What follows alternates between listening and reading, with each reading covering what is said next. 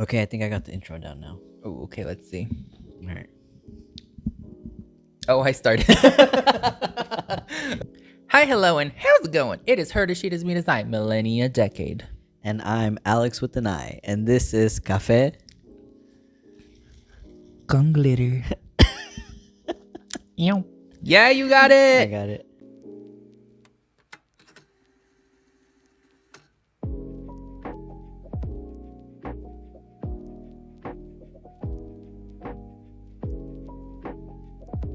Bravo.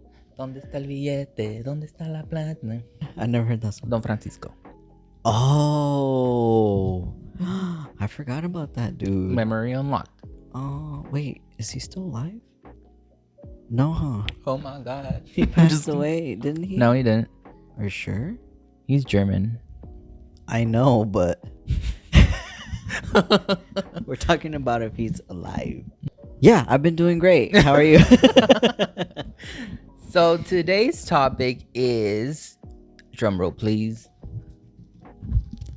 parents. Parents. All kinds, all colors, all flavors. What about parents? I don't know. I'm interested in hearing the story of your parents Ooh. and how they came here to the US. What makes you think they're not from here? Are you assuming my ethnicity? I think it's the giant Mexican flag in the background. I was watching a YouTube video recently, and they were interviewing their family members, and I was like, oh, that's nice, because yeah, I feel everybody has a story. And then when she got to her mom was sharing all her trials and the difficult journey coming here to the US, and I was like, you know what, there's a lot of parents out there whose stories are not shared. And yeah, how whatever our relationship with them may be, it's like they went through it, you know. It's always something bad. It's always something kind of like, oh, I was running away from something. Yeah, my mom's always been pretty open about her story. I mean, so much so that I think we've talked a little bit about maybe she may not be well in her mental health, but I can understand why now as an adult. She was very young, and her father came to the U.S. on his own, right, to find a better life. Left her and my grandma and I think my aunt's over there in Mexico.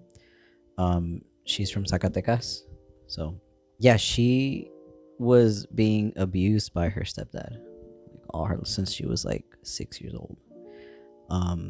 You know, a lot of sexual abuse, and I think when she got to her teens, she was like, I need to get out of here. I think she finally realized this is bad, and that's the thing about, unfortunately, in our culture, is that my grandma knew, and she didn't do anything, you know. So they're real quick to hide the predator, you know. But yeah, she ran away when she was 16. She came to the US. She took off because she was like, I don't want to get pregnant, even though there's speculation that she was already. Anyway, another story. So my mom left, and she was out in the streets for a while. So she was homeless in the streets for a while. I don't know how she got out, but she got a job. She got a roommate. Yeah, she had me at the age of 17. A month later, she turned 18 with my dad, and they weren't really in a relationship yet. It was kind of like, you know, I don't know what it was, but and then I was born, and then she was so uneducated to the point where she didn't even know how to care for me. She didn't even know that she could feed me, like chest feed me, right? She didn't even know. That's how uneducated. She didn't know about anything like that stuff. They didn't talk about it. Yeah, that just reminded me that like my mom had shared. My mom is from El Salvador, and when she was over there, she had to drop out of school at a very early elementary school to take care of her sister while her mom worked, my grandma. And eventually, when she became pregnant, she was young. She was a teenager, and of course, there's no sex education. No, you know, we're very lucky to have that now. these open conversations about sex, STIs, and all these things. But back then, there was none of it, and it was all left for speculation or their imagination. My mom, when she was pregnant, she said that she thought that she could puke the baby out. Like, that's how like unaware and young she was. I don't know what it was for the men. My mom's always been very open about, like, I didn't know anything, but the men, it might be a different story. From my experience, what I've seen is like men are just treated like, yeah, the more girlfriends he has, the better. The oh yeah, he has kids everywhere. Like, it's kind of like a It's source fine. of. And now that I think about it too, I mean, the men, they're messing around with all these people. There's probably like STIs and stuff going on that they're unaware of. No, yeah, and my parents went through that, because my dad was having fun. He was doing his thing, so yeah, they were in somewhat of a relationship, but not really. So when growing up, Situationship. something like that at the time, yeah. Growing up, my parents were never really together. They were like off and on. They were like seeing other people. It was a mess. To me, in my childhood, I can tell you, like, my parents were never together. They're like never together. There was a lot of physical abuse, verbal abuse within each other. But yeah, I think my mom just didn't know what a healthy relationship was. Yeah, I think it goes back to that too. Like, people are just unaware and uneducated, just making their way through life, without the tools, without guidance. And sometimes we're like, my mom and dad hurt me because of A, B, and C, which is valid. It doesn't excuse the behavior, but it explains it. You're like, oh, it happened because of all of this. When people say that, it makes me so mad. Not mad. I'm No, like, not oh my mad, God. but when people are always like, "Oh, I'm like that because my mom was awful to me," and I'm like, "You're 50 something years old, and you're still blaming your mom." Honestly, I have Like, I oh have my people God. in my family who are in their 50s, and they're still talk about unresolved trauma or unresolved issues. Like, how can you be that mad about something that happened when you were 10? I understand it. Like, we're human, and there's stuff that just marks us, but there comes a point, like, your whole life. I think it's. I was. Yeah. I just. It doesn't make sense to me because. Okay, maybe because I grew up and I was like, okay, like, I gotta figure stuff out on my own, right? Nobody can help me. Nobody. I don't know where to go. Nobody to guide me.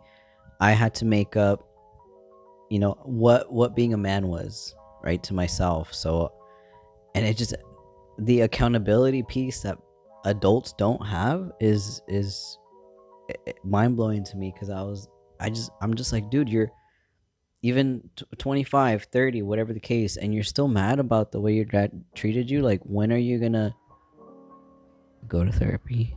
Right.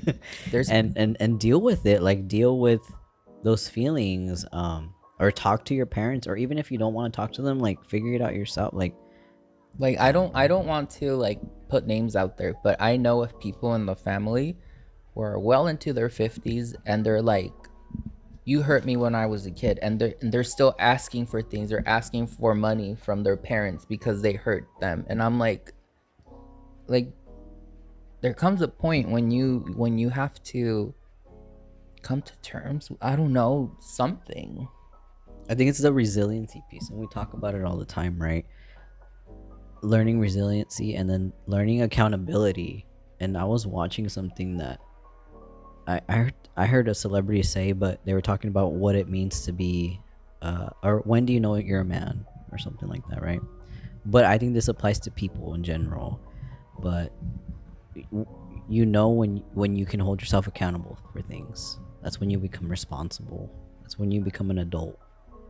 When you're able to keep yourself accountable and be responsible about things. And I think your mental health and your feelings and your emotions are your own.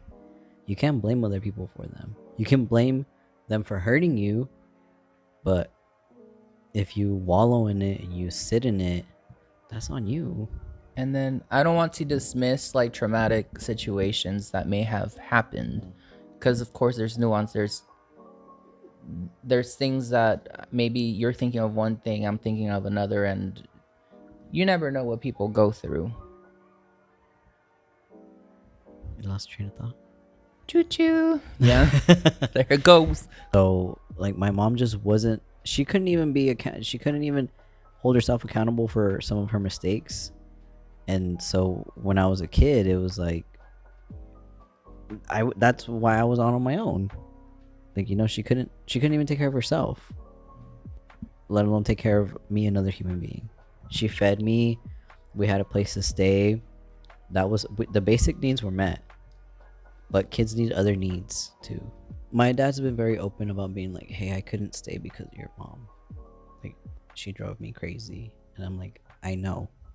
I was there. I remember. And that's one of the reasons why I also kind of parted from her, because I couldn't take it anymore. It was very, but I also realized that it's because of her trauma. Like I don't, like, I'm not mad at her anymore. And I'm like, I understand that you went through all this stuff, and at what point are you gonna deal with it? You know, I guess moving forward could be coming to terms with what happened and being okay with it and still acknowledging it. It's not a matter of forgetting about it and leaving it in the past and not talking about it anymore. Because when you ignore something, what happens? It comes back. Oh, okay. What were you gonna say? Trying to. It comes All of the back. above. It comes back in other ways, and It's we true. talk about it all the time. But Ugh. no, yeah, and I think our parents didn't have that. They just didn't have those conversations. Everything was ignored. Everything was like, no, we don't talk about it, or no, that didn't happen. They were or just no. focused with making it to the next day. Mm. Because I remember that my mom in El Salvador, when she grew up, they were poor. And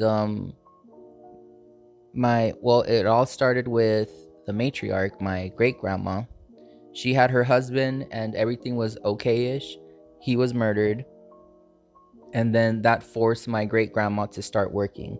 And she was hustling, doing everything. She learned how to sew, she would cook, she would sell tortillas, she would work in the fields, and she would provide for the entire family, like 5-6 kids. And sometimes all she had to give them was like balls of masa. What do you call masa? Flour with a little bit of salt, and like everybody eat a little bit. It was rough for them. And why am I saying this?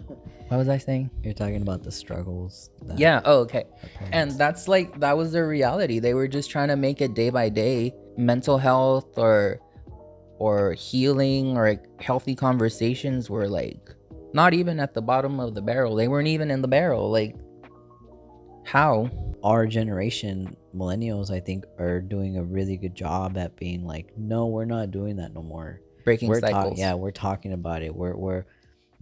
Our kid is not gonna come out like that. Our kid is, we're gonna talk about it, because I don't have any kids, right? But I have a Debo niece.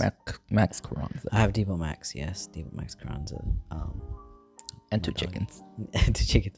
No, I have my niece and my nephew now, and my niece, I'm very, very open with her, and we talk about different things, and I bring things up to her. And my sister, her mom, has been very open to letting me be kind of a third parent to her. I mean, I was there when she was born and everything, and I don't want my niece to think like, oh, I can't talk about that. And let me just say, Alix does an amazing job with his niece, like a dad. What a daddy. Total dad energy. He I mean, if every kid had an Alix in their life, like, it would be amazing. Yeah, but we we talked a little bit about my parents and how that was hard, or why they came over here. Why did your parents? Well, my mom, she's from El Salvador. Mm-hmm. And as I mentioned, so she grew up in her area, was very poor, violent. She's like, sometimes they'd be like, hey, there's a dead body over by the river, let's go look at it. And they go and like poke at it with a stick and look at it. During the war, her male um like relatives had to hide in the roofs because the soldiers would come and like take the kids to make them go. Oh. um so it was like that. And then eventually she got with this guy, and that guy was super abusive. He was not nice and would bring other women, make my mom go outside the house and wait while he messed around with them, and then um just humiliate her. And then eventually my mom got pregnant with 2 kids, and like we mentioned, they don't know anything about safe sex or anything like that. So to her, she's like, oh, I'm pregnant. And eventually after the second child, he abused her, broke her arm, and then she was like, I don't want to raise my kids in this environment, so I need to go to the US. And then she ended up coming with my aunt, my favorite aunt and my only aunt. And my aunt was a child, and that's a whole nother experience there. She grew up over there up until like 11, I think, or 7, and then came over here and had to learn the language, adapt into elementary school, got bullied, got called a beaner, even though she They weren't even from. and then my mom had to learn the language, start working, and her purpose was to, or her, what she was trying to do was save money to be able to bring her kids over legally. And that's what she spent the time doing up until she met my dad. And then I ended up happening, like Bob Ross would say, a happy little accident. And but yeah, and then my dad, he came here because, well, long story short, my dad went to school. He was educated over there, and he would come to the US. Eventually he met my mom, they had me, and then he just stayed here and started working. And that's kind of how that happened. Wow, thank Snaps. you. Yeah, I think my dad, I think he just came over here for a better life. I don't think he was running from anything. I think, unfortunately, it happens to women more, or female presenting individuals, where they have to run from something. And that's just sad. I mean, even now, it's still. Well, you know what my dad ran away from? He ran away from agriculture because his family was all about agriculture. And he's like, I don't want to get my hands dirty. That's Jordy. That's my other They're the same. And my dad was like, no, I like a ABBA businessman. and I like disco. So I'm going to go to the US. And yeah, he's a total like office business guy. He's super smart. And there's a whole story to him too. But, for privacy issues and stuff, I don't want to mention. But he had his hardships too.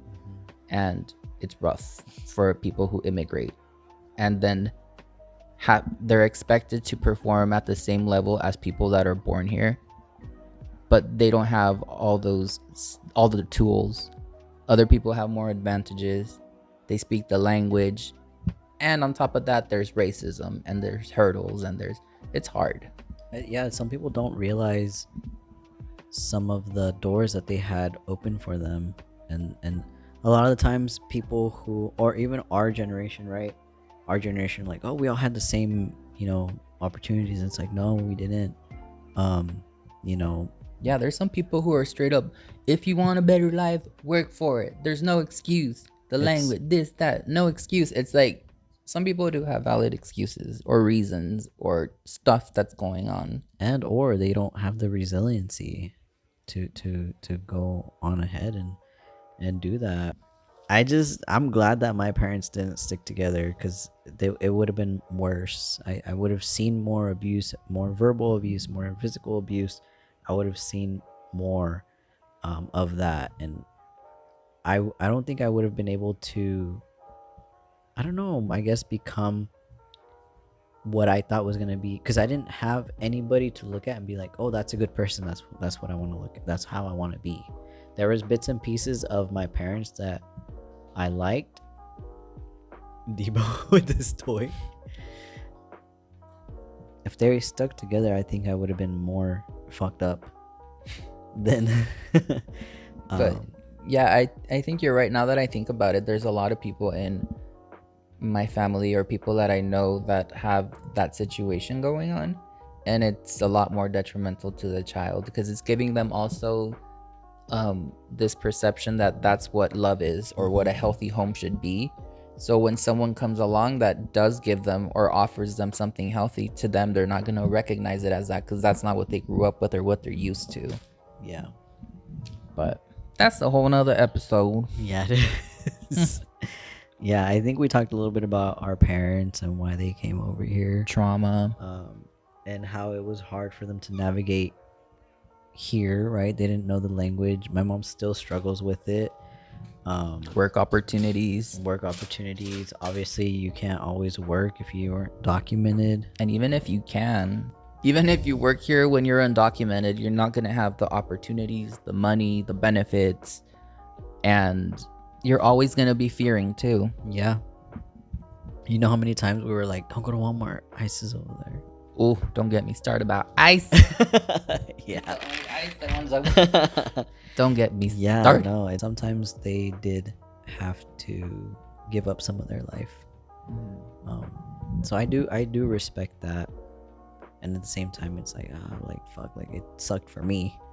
Like, I know you were struggling, but it also sucked for me. And you know what? I think it would be different if both parties acknowledged, like what we went through. I recognize I hurt you. That wasn't my intention. I did the best I could at the time. But please, let's work on building something new. I love you and accept you as you are now. That would be different. But if they're stuck in their old ways, that's where it's hard. That's how my dad is. Which one? The first one, where he's like, oh, like... Okay, because I was about to... No, and he's like, no, let's work on something now. Mm-hmm. That's how my dad is. Yeah. He's a nice guy. He is. Mr. Carranza with the green eyes and the chickens. My dad does have... He does have green eyes. They're like green. Alex always says that his dad, like that his dad, people always say he's handsome. But I think Alex is handsome. My grandma thinks Alex is handsome. Your grandma does think that. And so does my mom. Yeah. Everybody thinks they're handsome. Look at him blushing. So, yeah, thank you for joining us on this second episode of Café con Glitter. I had so much fun delving into this topic with you. Yeah, catch us again pretty soon. Don't forget to follow our social medias. You can follow me at Millenia Decade. And you can follow me at Alix with an I 91 spelled out. Alix with an I. Period. And we'll catch you on the next episode. Thank you so much for tuning in. Bye.